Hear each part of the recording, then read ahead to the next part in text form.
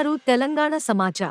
MLA పాడి కౌశిక్ రెడ్డి ముక్కు నేలకు రాసి క్షమాపణ చెప్పాలి. పార్టీ ఫిరాయింపులపై చరిత్ర తెలుసుకుని మాట్లాడాలి. పాడి కౌశిక్ రెడ్డిపై స్పీకర్కు, డీజీపీకి, కరీంనగర్ సిపికి ఫిర్యాదు చేస్తాం. చొప్పదండి ఎమ్మెల్యే మేడిపల్లి సత్యం గారు. గౌరవ ఇన్ఛార్జ్ మంత్రి ఉత్తమ్ కుమార్ రెడ్డి గారు ఈ నెల 26వ తారీఖు నుంచి అమలు పరచబోతున్న ప్రభుత్వ పథకాల్ని, ముఖ్యంగా గత 10 సంవత్సరాలు వెళ్ళినటువంటి బీఆర్ఎస్ సర్కార్ ఏ ఒక్క పేదోనికి రేషన్ కార్డులు ఇవ్వలే, ఏ ఒక్క పేదోనికి ఇల్లు కట్టివ్వలేదు, రాష్ట్రాన్ని పూర్తిగా దివాలా చేయించి పరిపాలన చేసినటువంటి చరిత్ర ఉంది. ఈ రాష్ట్రంలో 4 కోట్ల మంది ప్రజల ఆశీస్సులతోటి ప్రజాప్రభుత్వం కొలువు తీరినాక ఒక్కొక్కటిగా ప్రజలకు సంబంధించినటువంటి సంక్షేమ పథకాల మీద దృష్టి పెట్టి ఇవాళ రేషన్ కార్డులు అయితే ఏంటి, పేదలకు ఇందిరమ్మ ఇండ్లు కావచ్చు, రైతు భరోసా గతంలో వాళ్ళు ఇచ్చిన దానికంటే అదనంగా ఒక్కొక్క ఎకరానికి 1000 రూపాయలు పెంచి ఇవ్వడం, ఇలాంటి అనేక సంక్షేమ పథకాల మీద రివ్యూ జరుగుతున్నప్పుడు బీఆర్ఎస్ పార్టీ నాయకులు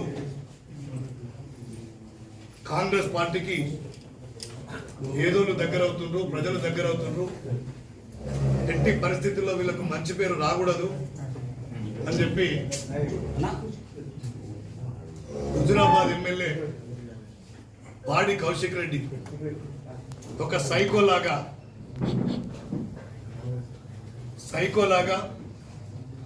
ఇవాళ ఒక పిచ్చి కుక్క కదా ఏ విధంగా అయితే గ్రామాల్లో పడి స్వైర విహారం చేస్తుందో, నిన్న కలెక్టరేట్లో ఈ జిల్లాకు సంబంధించినటువంటి ఇన్ఛార్జ్ మంత్రి ఉత్తమ్ కుమార్ రెడ్డి గారు, ఈ జిల్లాకు చెందినటువంటి మంత్రులు శ్రీధర్ బాబు గారు, పొన్నం ప్రభాకర్ గారు, ఇవాళ పార్టీలకు అతీతంగా అన్ని పార్టీలకు చెందినటువంటి శాసనసభ్యులు, శాసన మండలి సభ్యులు, జిల్లాకు చెందినటువంటి ఉన్నతాధికారులు నిర్వహిస్తున్న సమీక్షా సమావేశంలో ఒక పిచ్చి కుక్క మాదిరిగా ప్రవర్తించి ఇలా ప్రభుత్వ పథకాలని ప్రజలకు చేరనివ్వద్దు అని చెప్పి ఒక సంకల్పం పెట్టుకొని ఇవాళ మొత్తం కూడా రసాబస వేసి డిస్టర్బ్ చేసినటువంటి ఉదంతం మనం అందరం చూసినాం. ఇవాళ కేసీఆర్ కానీ, కేటీఆర్ కానీ, హరీష్ రావు కానీ ఇట్లాంటి సైకోలను, పిచ్చి కుక్కల్ని ఎగదోసి శిఖండి రాజకీయాలు చేస్తున్నారు. కేసీఆర్ గారు 2014 సంవత్సరంలో అధికారంలో వచ్చినప్పుడు ఆనాడు టీడీపీ ఎమ్మెల్యేల్ని, కాంగ్రెస్ పార్టీ ఎమ్మెల్యేల్ని మరొకసారి 2018లో ప్రజలంతా 88 సీట్లు గెలిపించినా కూడా ఈ రాష్ట్రంలో ప్రతిపక్షం అనేది ఉండకూడదని చెప్పి కాంగ్రెస్ పార్టీకి చెందినటువంటి 19 మంది శాసనసభ్యులు ఆనాడు గెలిస్తే వీళ్ళకి ప్రతిపక్ష హోదా ఇవ్వద్దు, వీళ్ళ ప్రతిపక్ష హోదా తొలగించాలి, వీళ్ళ కనుక ప్రతిపక్ష హోదా ఉంటే ప్రజల పక్షాన వాళ్ళు కొట్లాడతారు, వాళ్ళకి మంచి పేరు వస్తుందని చెప్పి ఆనాడు 12 మంది ఎమ్మెల్యేలు నాటుకొని ప్రతిపక్ష హోదా కూడా లేకుండా చేసినటువంటి నీచపు పార్టీ ఈ దేశ చరిత్రలో ఏదైనా ఉందంటే అది ముమ్మాటికి బీఆర్ఎస్ పార్టీ. 2014 నుంచి 2013 వరకు, వాళ్ళు 23 వరకు దాదాపు 60 మందికి పైగా తెలుగుదేశం శాసనసభ్యులు, కాంగ్రెస్ శాసనసభ్యులు, బీఎస్పీకి చెందినటువంటి శాసనసభ్యులు, ఇంకా వాళ్ళు ఎంత నీచానికి దిగారంటే కమ్యూనిస్టులకు ఒక సైద్ధాంతిక బలం ఉంటుంది. వాళ్ళు నిజానికి కూడా ఎప్పుడూ పార్టీలు మారారు.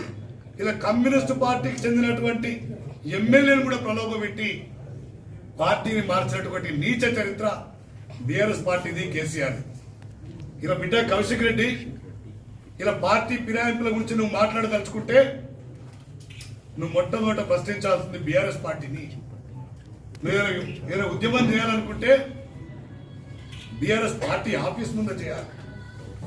ఇలా పిచ్చి పిచ్చి మాట్లాడి ఇలా కాంగ్రెస్ పార్టీకి ప్రజాస్వామ్యమైన స్వేచ్ఛ ఎంత ఎక్కువ, గౌరవం ఇస్తాం. గత సంవత్సరం నుంచి నువ్వు చేస్తున్నటువంటి నిర్వాహకం ప్రజలంతా గమనిస్తున్నారు. మా ముఖ్యమంత్రి రేవంత్ రెడ్డి గారు మన ప్రజాస్వామ్యం నమ్మాలి, వాళ్ళకి ఇచ్చినటువంటి సలహాలు సూచనలు స్వీకరించాలని చెప్పి ఒక గొప్ప మనసుతోటి మీరు ఇన్ని రోజులు ఏం చేసినా కూడా ఓపికతోటి సంయమనం పాటించాం. ఇప్పుడు చెప్తున్నా కౌశిక్ రెడ్డి, నువ్వు కాంగ్రెస్ పార్టీ ఎమ్మెల్యేలని, కాంగ్రెస్ పార్టీ నాయకులను